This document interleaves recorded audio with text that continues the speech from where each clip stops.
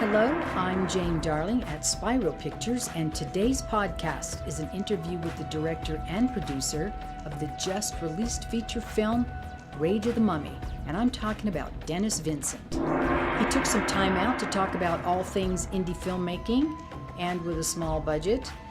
This part covers Dennis's experience and learning history with his art and filmmaking of 2 documentaries. Award-winning, of course. If you personally know Dennis, this comes as no surprise.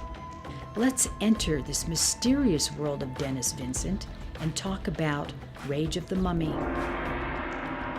Today, we are on the set of Rage of the Mummy with producer and director Dennis Vincent.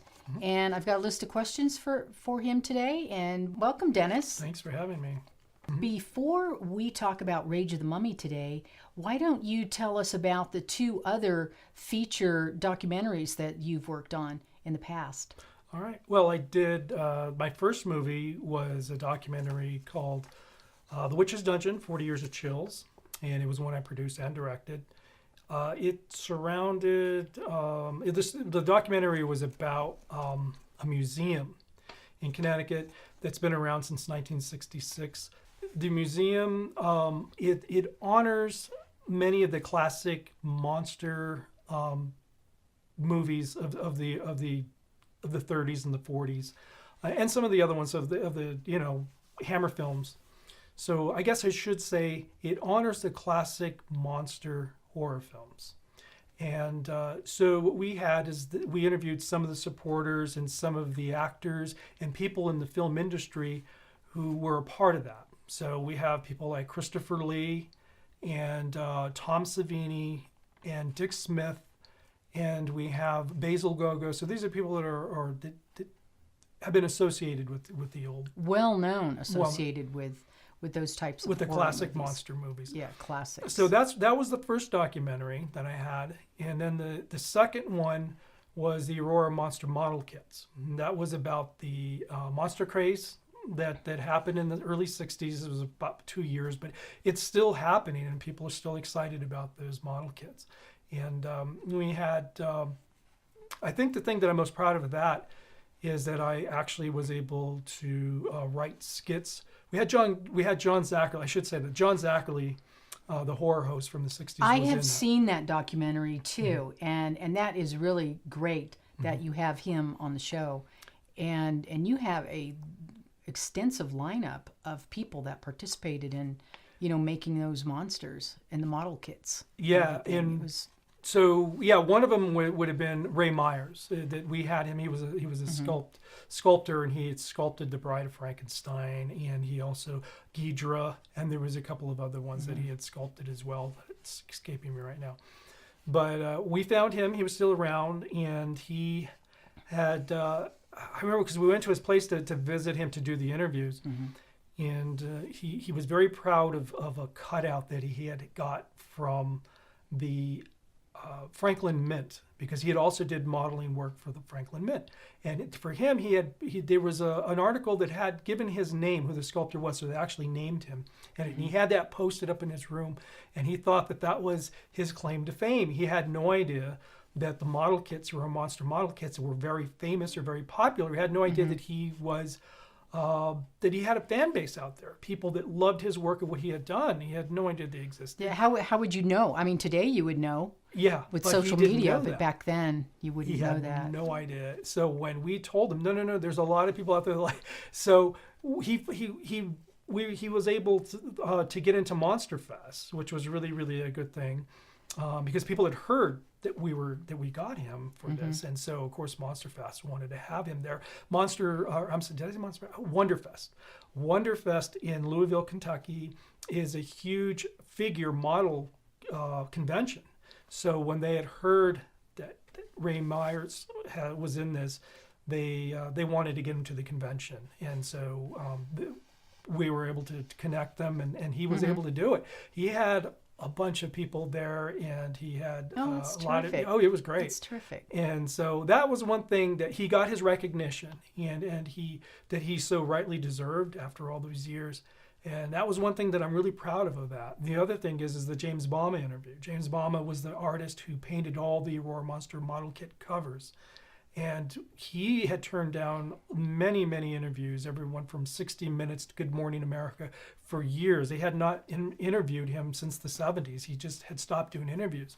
So when he had seen the first documentary that I had done, because he was a friend of... Give us the name of the documentary in case someone wants to look it up and find it. What's the actual name? It's the Aurora Monster Models, the model craze that gripped the world. Okay. So because then someone can find it on Amazon. Let me say that one more time. Yeah. So it's the Aurora Monster Models. Did I say that? Is it the Aurora Monster Models? No. It's the Aurora Monsters, the model craze that gripped the world. Perfect. So that's the name of it. It's a little lengthy, a little mouthful. But you can find it on Amazon. So. Yeah, you can. Yeah, you can find it there very easily. Again, it's not my movie. I don't own it anymore, so I'm not getting any profits from it. But that's the first one. The second one, I'm sorry. But we had an interview with James Bama, who had been turned down by many, or he had turned down a lot of interviews. So a guy named Roger Kessel, he is the artist for Jaws. He had painted that famous painting with the girl swimming to the top, or the girl swimming on the top of the water and the sharks Jaws underneath. coming up. Right. Yeah. He painted that. So he knew James Bama. So he had given James Bama the first documentary that I had done. And James Bama had seen it, and he liked it. He called me up, and he said, if you can do an interview with me like that, I'll do the interview. So that's how we got James Bama. They wanted to get him to the convention, but he didn't want to do it. So they never got him to the convention. But at least we got him on the documentary. We got Jeff Yeager also on there. Jeff Yeager's a known actor. He's done a lot of things. He's known for X. And other movies like that. Sure. If you know, do you know Jeff Yeager? Yes. Oh, okay. Yeah. So he's in the documentary, and he is also a sculptor, and he's the one that also sculpted along with his brother the what's the guy the puppet on Tales from the Crypt, little laughing thing. He had sculpted that little puppet thing. I know what you're talking about. So he sculpted that. Okay. But he did a lot of other things. So he did garage kits, and what he's known for is that he had done garage kits that were based on the James Bama paintings. So a lot of times the James Bama paintings, when you got those original model kits, they didn't look anything like what was on the covers. So some kids were disappointed, but there was still a nice, memorial of it's the still a movie. Collectible. It is. Yes. So James Bama, as a kid, decided he wanted, as he got older, he decided he wanted to make them look just like the cover, and that's what he did. So they became garage kits, and they sold pretty well. He did pretty well with that. And then in the movie, I lit them up that way. So it was really important. So we had someone who actually painted them, and then I went ahead and I lit them up so they looked like. So I used the color gels and everything, and it was a really nice picture. And Jeff said he really liked it and thought I did a really good job of making it pretty close to that. And I think it took me about 6.5 hours to do that. I don't think we filmed a lot of them. I think we did maybe 6 of them, but it took me some time to light those up just to get them right. It sounds fun. Yeah, so those are the first documentaries. Yeah, been to a lot of monster conventions and over the years, very well known in the industry. Which brings me to my next question, which is, how about telling us when you were inducted into the Monster Kid Hall of Fame? Oh, okay. Well, in 2008. That was a surprise to me, and I think it had to do with the work that I was doing at the time, and I'm very proud to be in that. I mean, it's very nice. I'm still trying to maintain, the honor of being inducted into that. So, I mean, I've continued to do my work and do more of that kind of thing, although I've kind of, gotten away from doing documentary work. I'm now going into narrative pieces. So now I'm actually making monster films. Right. Well, that's my next question. Tell us how you moved into narrative filmmaking before we talk about Rage of the Mummy. Yeah, so I think there's a point where you've interviewed a lot of these stars and people who have been in a lot of these horror films that you would like to make them yourself. Documentary work was a great place for me to sort of cut my teeth on and learn something about how to make a film.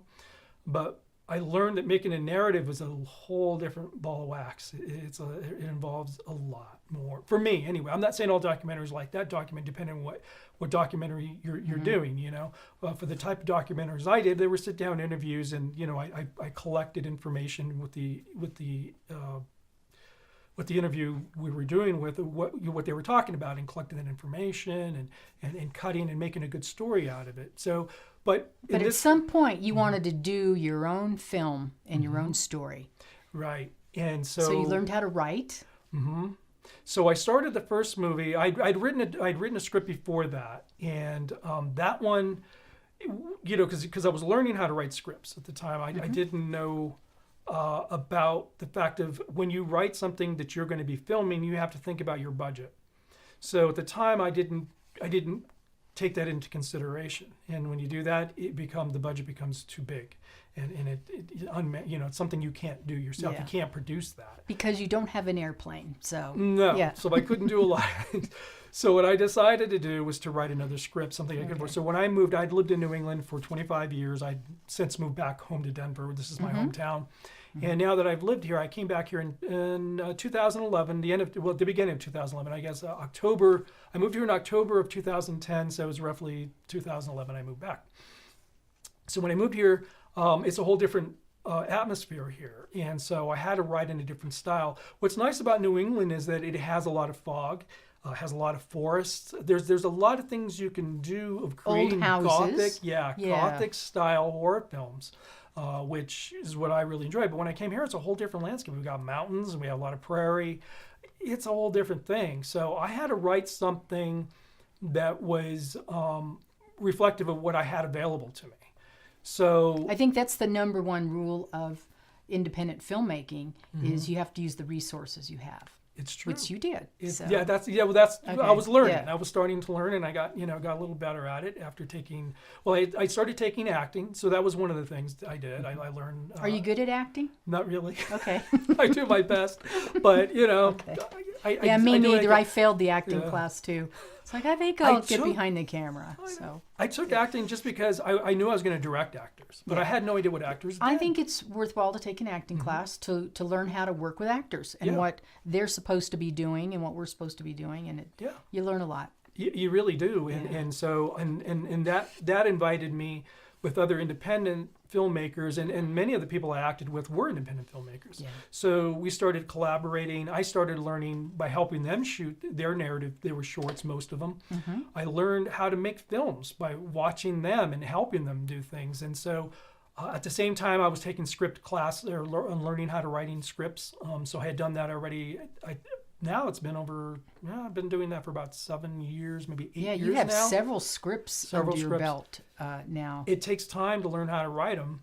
And that are producible on an independent budget. Right. You always have to keep that in mind. So I wrote the first script, which was The Cosmic Creature. Mm-hmm. And I was excited about getting that. My idea for that was to film 10 minutes of it and then see if I can get somebody to help invest in the film. That was the idea. Mm-hmm. So when I wrote that, it was about 85% of that film took place outdoors. The other 15 was maybe interior. So not thinking that, most of the time we have pretty good weather here in Colorado for the most part, but it's not California, Florida. It changes. It looks different from month to month. It can, and it can get cold. So it's hard to shoot all year round. So that was a lesson, because then when I shot that first year, I lost one of my actresses, one of the main actresses what I was shooting, and I wasn't able to replace. So I had to replace her. I found another actress to replace her, and that was Amanda. Yeah, it was Amanda Jenkins, right? She's terrific. She's really terrific. Beautiful. She's beautiful and she's talented.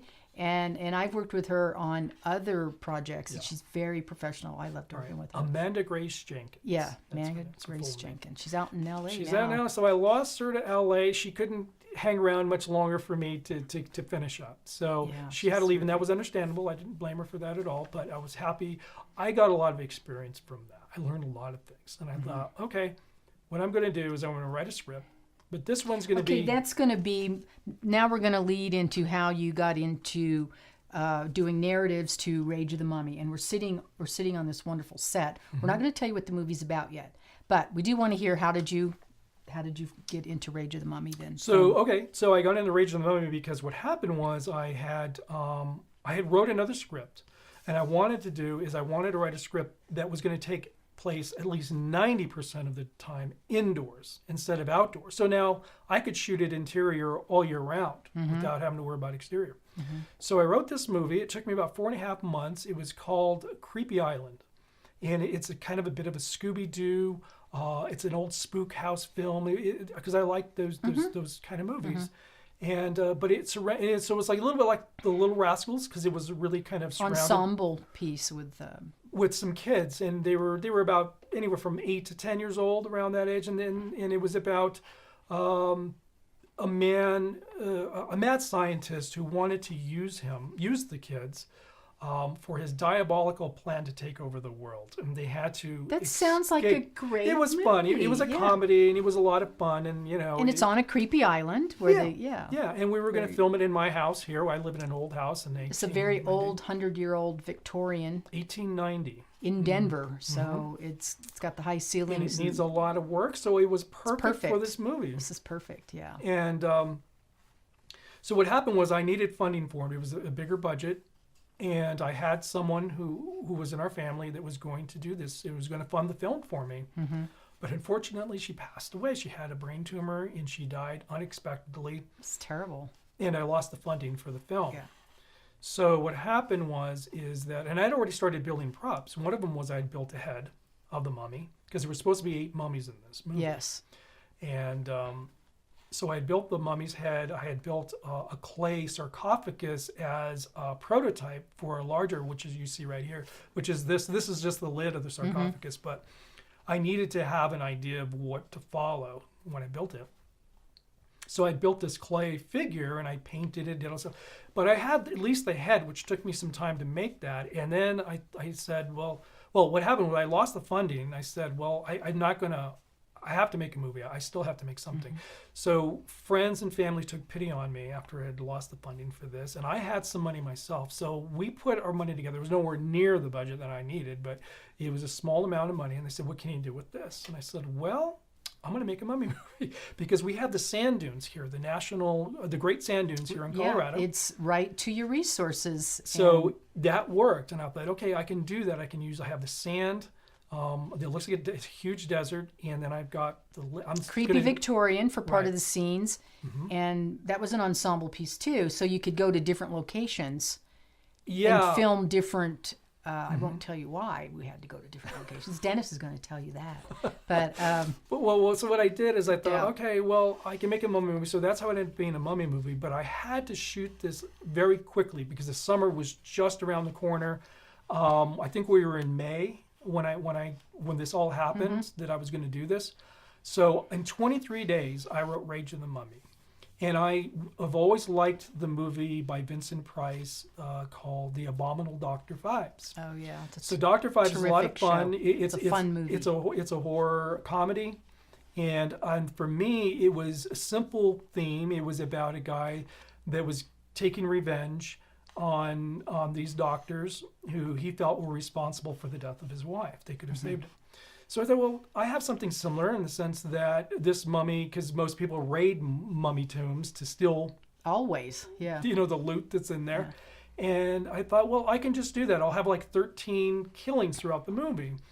But I knew I could not afford to do the elaborate things that they did on the Dr. Phibes movies. So I had to make the killings at least the same thing, but different, a little bit different, do a variation on it. So I just kept thinking things up, and eventually I thought, well, we'll just do these beheadings. That's just his way of killing them, because I didn't want to do the strangulation. I want to kind of upgrade it a little bit, a mummy movie, to do something a little bit different. And it's a little more theatrical too, with the sharp blade and the sound. Yes, and some of the other things, webbing that was coming out of the fingers. And that was what I was going to next. The way that came about was that I knew that if I was to decapitate these heads, I would have to probably show them in some way or another on camera. Well, to do 13 heads that have been decapitated, that's a lot of casting. And you do know how to do casting. Oh, no, I can do all that. Because you did for a couple people, but you can't do it for a whole cast. Not for 13. There's no way I could do it in the time that we needed. So I thought I can at least do 1 or 2, which is what I ended up doing. But I knew that I could not do them all. So I thought, okay, the best thing for me to do is to just wrap their heads with this spider webbing. But not only that, it kept, because the natural response when someone's going to hit you with the sword is to put your arms up. So I'd have to have arms that had been, chopped off and all that. And I didn't really want to go for because this is a comedy. So I wanted it to kind of keep it a little bit more sterile than that and a little bit more, simple. Yeah. A little simple. So I thought, well, if I wrap them up, their arms they're immobile in that case, and then he could just cut the head off. But on top of it, I wouldn't have to hair everything, and I wouldn't have to cast the entire face. I could just show an eye, a nose, or lips, or part of a head. That's all I had to do. So that's more doable. Just enough to show that was the person that he was after. Right. Yes. And that's what I did. So I was able to put eyes in. I painted them. So I did this all with modeling clay. And then I painted them by hand, and then for the eyes to make them look somewhat moist, you put in, I can't even think of the name of it. Glycerin or something? What is it? No, it's a glue. It's an industrial glue. What is that? It's a resin glue. What is that stuff called? Epoxy. Epoxy. That's it. Epoxy. So I use epoxy, a clear epoxy, to make the eyes look moist, and it gives you a little. And you're very skilled at sculpture because I think you have a degree in sculpture. Yeah, I have a bachelor's degree in fine arts. So I got into filmmaking by accident. I'm actually a painter. But it sure came in handy. Again, it does, independent filmmaking, using your resources. You're a good sculptor, and you can actually make a lot of these props yourself. And we'll talk more about that later. But so that's it worked out. So that's how I did that, and so that part of it started to help develop the film a little bit. I just had to think of different situations of all of this, and that's all it was. It was a very simplistic idea. Well, then let's just go to what is this movie about? Well, the movie is about a mummy who takes revenge on 13 occult members who commissioned two grave robbers to come in and steal these relics for them, because they're using them for supernatural powers that they don't possess themselves. So they want them to empower them, whatever it is, whether they're telekinesis or psychic reader or tarot card reader. It's just supposed to enhance what they do, and that's all it's about. It's a very simplistic movie. And but comedy. It's a dark comedy, I guess you could call it. It's not. It's a dark comedy. Yeah, it's dark, but it has a lot of humor to it. And there's no blood content. There's some blood content, but it's very little. It's not like splashing gallons of blood. No. Across the screen. None of that kind of stuff. No, I think the worst scene is a sword comes out of someone's stomach, but that's about it. It's not anything that bad. It's there's no bad language, and there is. It's probably no PG-13. Probably, if that. Yeah, it really wouldn't scare Five. It's just a fun movie. Yeah, it's whatever Dr. Phibes is, So yeah, that's. And I've seen that on network many times. So it's fun to watch. It is. It's got great sets. I wanted to work hard on the sets, the way they looked, because I love the film noir look. So this film was influenced from that, but it was also the influence for me was Creepy Island. So the way that happened was that I could not afford to shoot a lot of these scenes. I could not afford ambulance, police, people in uniform, any kind of response team. Well, yes, because we mentioned that there's two cops investigating. Once the murders start happening, these two cops start investigating what's going on with these murders. Yeah, there's several murders these people start to know Denver. each other, and so they piece together there's more to this than random killings. And, right, because these people are being decapitated. There's something strange going on. They're finding, linen cloths with some of these victims. So it's all very strange. And but the problem was that I couldn't afford a lot of the things that I was doing. So when I was aware of the movie, it's a Creepshow, the George Romero's movie, Creepshow. So I was aware of the movie Creepshow, the George Romero film, and I liked the narrative framing they used as using the comic book. Now, there's been other films that have done that as well. He did it well, though. Yeah, it was done very well, and I thought, well, that's a good way to do this. So I used the comic framing as a way of telling the story. And so what I could not afford, I actually drew it, and then I would animate it. And then we would pull back and look at the comic, and then go back in, and everything would morph back into the comic again. Yeah, a lot of the transitions were in and out of the comic book scene, and they were hand drawn. Yes, all of them were hand drawn. Everything was hand drawn with ink, the old bottle ink, and a brush. And then what I did is I would bring it in, I would scan it, and I'd bring it in digitally, and I would colorize it digitally, and then go through the process like that and build everything by hand. It did a great job transitioning scenes or anything that you might have want a little more coverage than that you got. It worked out really well. Yeah, so that's how it worked. So it was really influenced or inspired by those films. Yes. Thank you so much for talking to me tonight.